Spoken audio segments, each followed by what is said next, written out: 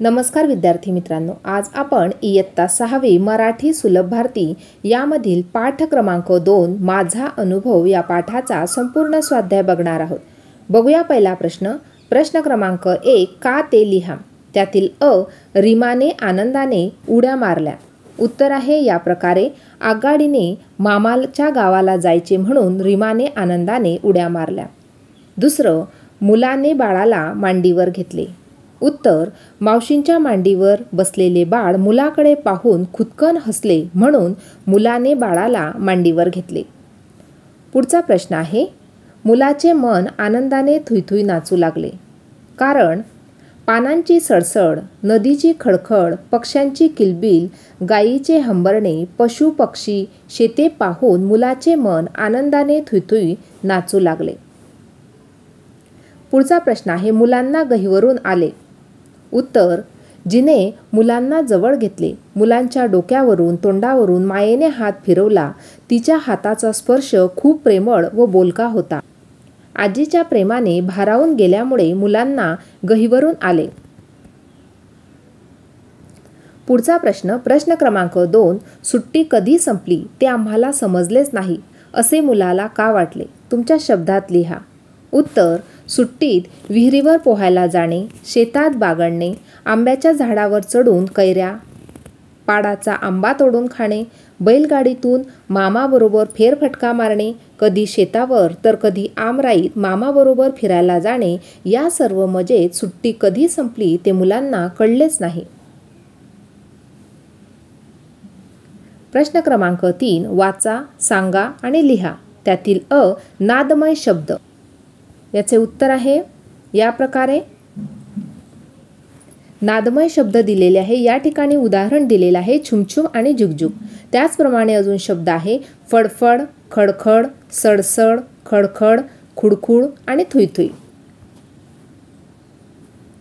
प्रश्न क्रमांक 4, खालील शब्दांचे समानार्थी शब्द लिहा. त्यातील अ, वारा. समानार्थी शब्द आहे पवन, वायू. दुसरा शब्द आहे तोंड. समानार्थी शब्द आहे मुख किंवा चेहरा. तिसरा शब्द आहे रस्ता. समानार्थी शब्द आहे मार्ग किंवा सडक.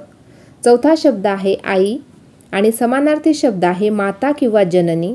आणि शेवटचा शब्द आहे शेत. त्याचा समानार्थी शब्द आहे शिवार. प्रश्न क्रमांक 5, जोड्या जुळवा. या ठिकाणी अ गट आणि ब गट दिलेला आहे. आपल्याला योग्य जोड्या जुळवायच्या आहे या प्रकारे.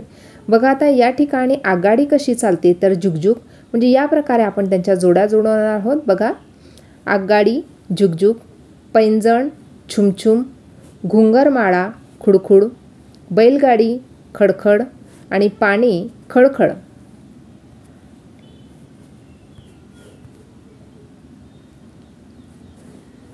पुढचा प्रश्न आहे प्रश्न क्रमांक 6, गायीचे हंबरणे तसे खालील पशुपक्ष्यांचे आवाजदर्शक शब्द लिहा.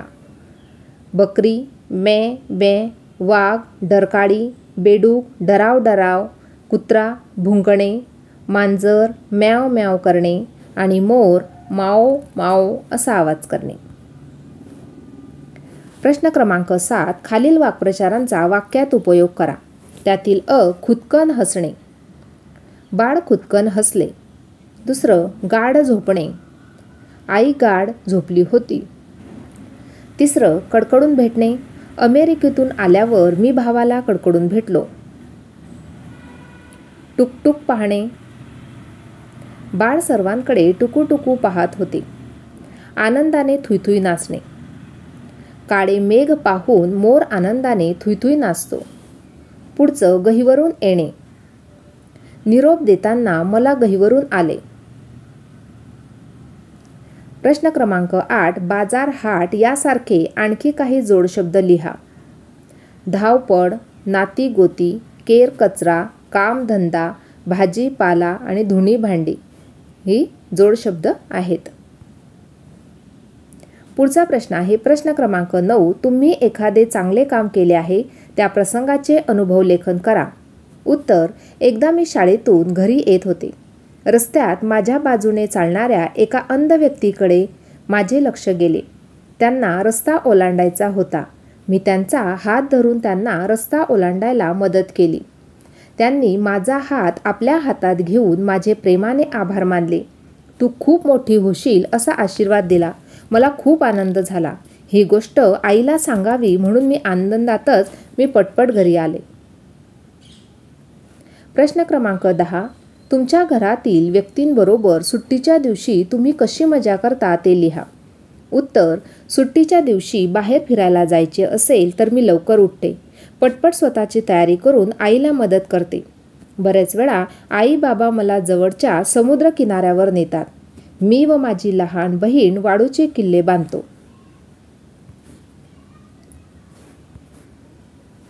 वाळूत पडलेले वेगवेगळ्या आकाराचे शंख शिंपले गोळा करतो. किनाऱ्यावर येणाऱ्या लाटात पाय भिजवताना पाण्यात उड्या मारताना खूपच मजा येते. प्रश्न क्रमांक 11. खालील शब्दांसारखे 2-2 शब्द लिहा. पहिला शब्द आहे सडसड, यांसारखे शब्द आहे मळमळ, जळजळ. दुसरा शब्द आहे भुरभुर, त्यासारखे शब्द आहे फुरफुर, गुरगुर. तिसरा शब्द आहे लुकलुक, त्यासारखे शब्द आहे झुकझुक, टुकटुक. पुढचा शब्द आहे खडखड, त्यासारखे शब्द आहे धडधड, बडबड. प्रश्न क्रमांक 12. हे शब्द असेच लिहा. आपण आता हे शब्द वाचून घेणार आहोत कारण तुम्हाला तुमच्या वहीमध्ये हे शब्द जसे आहे तसेचे तसे बघून लिहायचे आहे. उद्या, उन्हाने, तल्लीन, स्टेशन, स्वागत, वाऱ्यांच्या, तेवढ्यात, येणाऱ्या, रस्त्याला, कोंबड्यांचा, स्पर्श, प्रेमळ, दुसऱ्या, कैऱ्या, सुट्टी आणि आंब्यांच्या. हे शब्द असेचे असे तुम्ही तुमच्या वहीमध्ये लिहायचे आहे. पुढचा प्रश्न. प्रश्न क्रमांक 13. खालील शब्द आपण कधी वापरतो. शब्द आहेत कृपया, माफ करा आणि आभारी आहे. आता याचे उत्तर आहे बघा या प्रकारे. उत्तर. कृपया विनंती करताना वापरतो. कृपया मला एक पेन्सिल दे. माफ करा हा शब्द क्षमा मागताना वापरतो. उदाहरणार्थ, माफ करा, तुम्हाला चुकून धक्का लागला. आणि आभारी आहे हा शब्द आभार मानताना करतो. तू मला पेन्सिल दिलीस त्याबद्दल मी आभारी आहे. आपण एका वस्तूबद्दल बोलू लागलो की त्यास एकवचन म्हणतो आणि अनेकांबद्दल बोलू लागलो की त्यास अनेकवचन म्हणतो. उदाहरणार्थ, एक झाड, अनेक झाडे. खालील शब्दांच्या जोड्या वाचा व समजून घ्या. बघा, छत्री एकवचन तर छत्र्या अनेकवचन. डोळा एकवचन, डोळे अनेकवचन. पाटी एकवचन तर पाट्या अनेकवचन. नंतर अंगठी एकवचन, अंगठ्या अनेकवचन. बांगडी एकवचन, बांगड्या अनेकवचन. त्याचप्रमाणे पुस्तक एकवचन तर पुस्तके अनेकवचन आहेत. प्रश्न क्रमांक 14. खालील वाक्यांतील नामांना अधोरेखित करा. त्यातील अ. बाबांचा सदरा उसवला. या ठिकाणी बाबांचा आणि सदरा हे नाम आहे. दुसरं, सुमनने गुलाबाचे रोपटे लावले. या ठिकाणी सुमनने, गुलाबाचे आणि रोपटे हे नामे आहेत. तिसरं, पाकिटात पैसे नव्हते. या ठिकाणी पाकिटात आणि पैसे हे नाम आहे. पुढचं, मुले बागेत खेळत होती. या ठिकाणी मुले आणि बागेत हे नाम आहेत. समोरून बैल येत होता. या ठिकाणी बैल हा शब्द नाम आहे. पुढचं, सरिता व फरीदा चांगल्या मैत्रिणी आहेत. या ठिकाणी सरिता, त्याचप्रमाणे फरीदा हे शब्द आणि मैत्रिणी हे शब्द नाम आहेत. पुढचं, पंकजने परीक्षेत पहिला नंबर मिळवला. या ठिकाणी पंकजने आणि परीक्षेत हे शब्द नाम आहेत. नंबर हा शब्द, नंबर हा शब्दसुद्धा नाम आहे. अशा प्रकारे आज आपण इयत्ता 6वी मराठी सुलभ भारती यामधील या पाठाचा संपूर्ण स्वाध्याय पाहिला. आजचा व्हिडिओ कसा वाटला ते नक्की कॉमेंट करून कळवा आणि व्हिडिओला लाईक, शेअर आणि सबस्क्राईब करायला विसरू नका मित्रांनो. धन्यवाद.